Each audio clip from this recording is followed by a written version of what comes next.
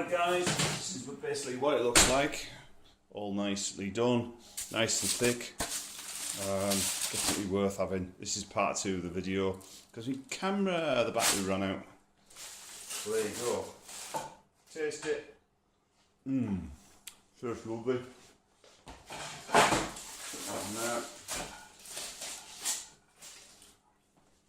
There you go. I'm just waiting for my battery just to run out. Tastes really nice. Is it a quick cut in?